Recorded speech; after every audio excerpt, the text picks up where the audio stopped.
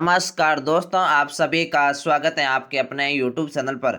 आज हम आपके सामने हाजिर हुए एक नई वीडियो के साथ। आज का वीडियो बहुत इंपॉर्टेंट है। आज हम बात करेंगे राजस्थान बोर्ड परीक्षा 2024। जी हाँ, आपकी बोर्ड परीक्षा जो कि मार्च में शुरू होगी, उसके लिए आज हम कक्षा 10वीं के सामाजिक विज्ञान के मॉडल पेपर के साथ हाजिर हुए। हमने कक्षा 10वीं के कई विषयों के मॉडल पेपर की वीडियो अपलोड कर रखे हैं। यदि आपने वो वीडियो नहीं देखे हैं तो जल्दी से चैनल पर जाकर उनको भी देख लीजिए। और आपने हमारे चैनल की सदस्यता नहीं ली है तो चैनल की सदस्यता ले लीजिए और बेल आइकन प्रेस कीजिए ताकि आने वाली वीडियो की हर नोटिफिकेशन सबसे पहले आप तक पहुंच सकें। हमारे चैनल के माध्यम से आपको कक्षा 10वीं के प्रत्येक विषय के 20 से ज़्यादा मॉडल पेपर बताए जाएंगे, तो आप हमारे चैनल से लगातार जुड़े रहिए।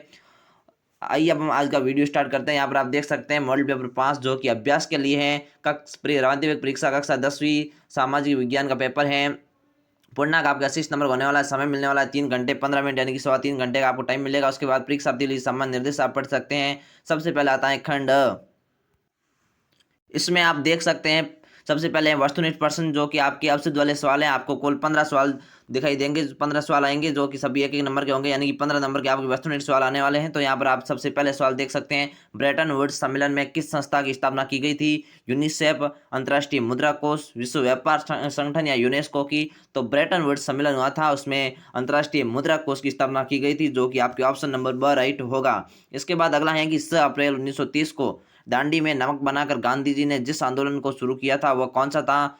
असहयोग आंदोलन, सविनय अवज्ञा आंदोलन, भारत छोड़ो आंदोलन या संपूर्ण सत्याग्रह आंदोलन? तो गांधी जी ने दांडी यात्रा स्टार्ट की थी और उस यात्रा में दूरी पूरी करके 6 अप्रैल 1930 को दांडी पहुंचे थे। और दांडी पहुंचकर उस गांधी जी ने अपने हाथ से नमक बनाया था, तब वो आंदोलन शुरू किया था। उस आंदोलन का नाम था सविनय अवज्ञा आंदोलन। यदि आपके ऐसा सवाल भी आ जाए सविनय अवज्ञा आंदोलन कब स्टार्ट हुआ था, तो 6 अप्रैल 1930 को स्टार्ट हुआ था। ऐसे भी आपका सवाल आ सकता है। दोनों तरीके से आप सवाल याद कीजिए। इसके बाद अगला है, दो जादूगर क्षेत्र में अलाउद्दीन किसका प्रतीक है? दक्षिण और रूढ़िवादिता का, उत्तर और तर्कवाद का, पश्चिम और आधुनिकता का, पूरब और अतीत का?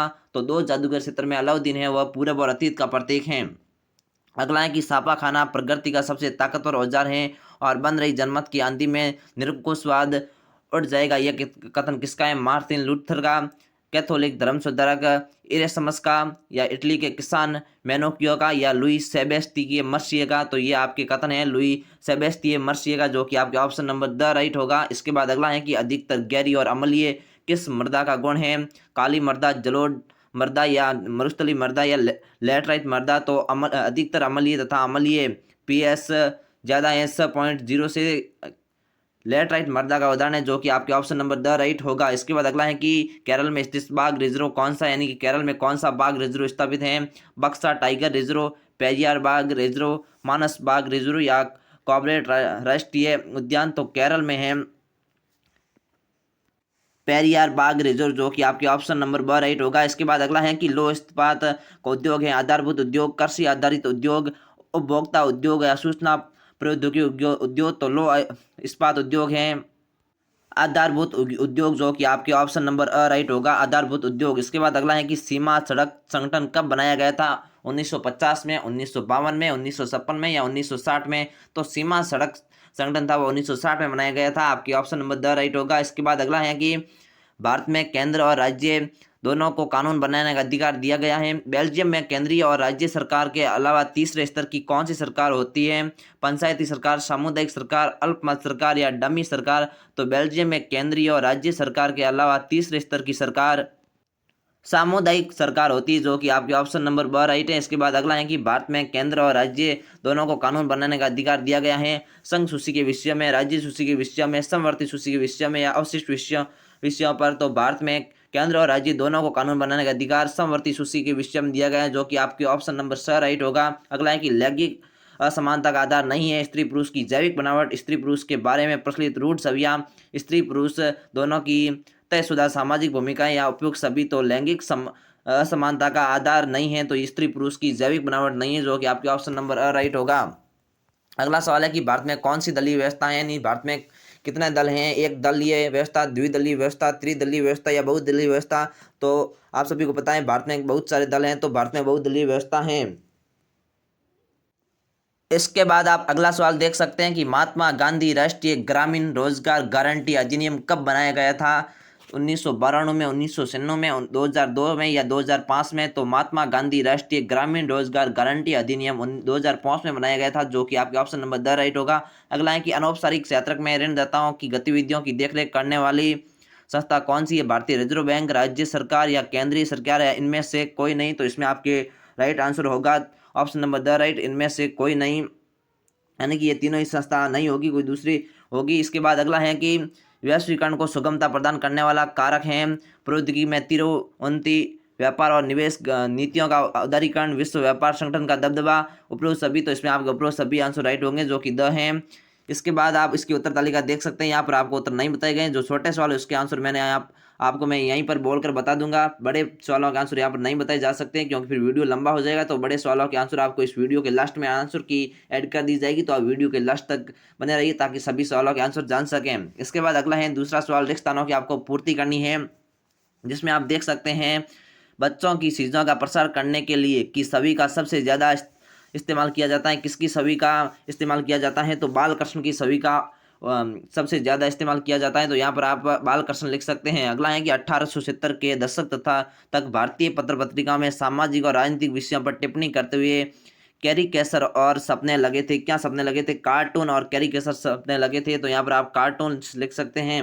अगला है कि मानव विकास रिपोर्ट देशों की तुलना शैक्षिक स्तर, स्वास्थ्य स्थिति और के आधार पर करती है, किसके आधार पर करती है? तो प्रति व्यक्ति आय के आधार पर करती है, यहाँ पर आप प्रति व्यक्ति आय लिख सकते हैं। इसके बाद अगला है कि बहुराष्ट्रीय कंपनियों द्वारा किए गए निवेश को क्या कहते हैं? तो जो बहुराष्ट्रीय कंपनियां निवेश करती है उसको विदेशी निवेश कहते हैं, तो यहाँ पर आप विदेशी निवेश लिख सकते हैं। इसके बाद अगला है कि विधायक और सांसदों को करने से रोकने के लिए संविधान में संशोधन किया गया है, तो दल बदल करने से रोकने के लिए संविधान में संशोधन किया गया है, तो यहाँ पर आप दल बदल लिख सकते हैं, यहाँ पर आपके दल बदल आएगा।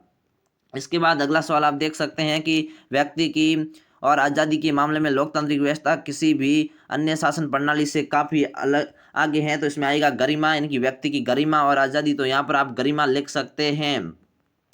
इसके बाद अगला आप देख सकते हैं कि मैं नदियों व झरनों के जल को बांस द्वारा बने पाइप द्वारा एकत्रित करने की 200 वर्ष पुरानी विधि प्रचलित है, तो यहाँ पर मेघालय में कौन से राज्य में पूछा गया है? तो मेघालय में, यहाँ पर आप मेघालय लिख सकते हैं, यानी कि मेघालय में नदियों व झरनों के जल को बांस द्वारा बने पाइप द्वारा एकत्रित करने की 200 वर्ष पुरानी विधि प्रचलित है। इसके बाद अति लघुत्तम सवाल आप देख सकते हैं, जिसमें निम्न प्रश्नों का उत्तर आपको एक शब्द या एक पंक्ति में देने होंगे। यहाँ पर आपको कुल 10 सवाल पूछे गए, सभी एक एक नंबर के सवाल है, यानी कि 10 नंबर के आप अति लघुत्तम सवाल आने वाले हैं, तो इसको आप सभी आराम से देख सकते हैं।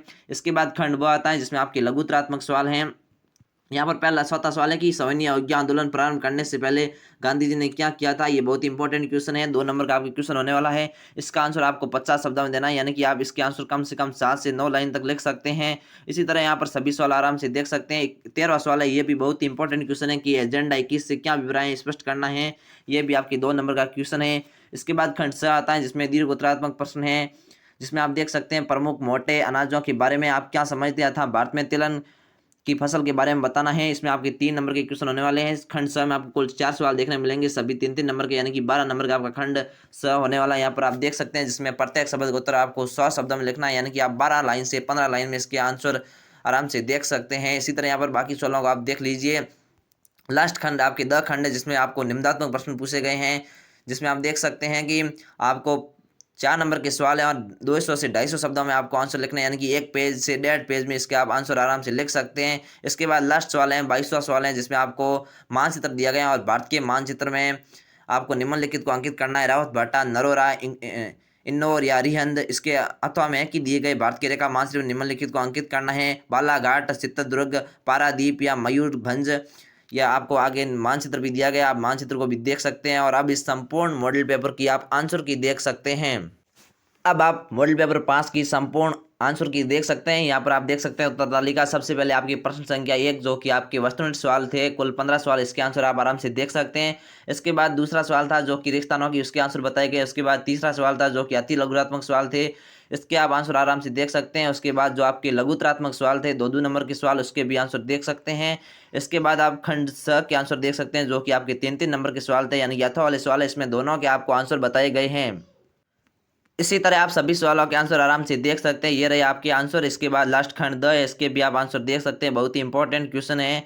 और इसको आप आराम से याद कीजिए। और लास्ट वाले जो कि आपके मानचित्र हैं जिसमें आपके निम्न स्थानों को दर्शाए गए हैं, तो आप मानचित्र को आराम से देख सकते हैं। यदि आपको वीडियो पसंद आया तो वीडियो को लाइक कीजिए और अपने दोस्तों तक शेयर जरूर कीजिए। हम हाजिर होते हैं एक नई वीडियो के साथ, तब तक के लिए जय हिंद, धन्यवाद।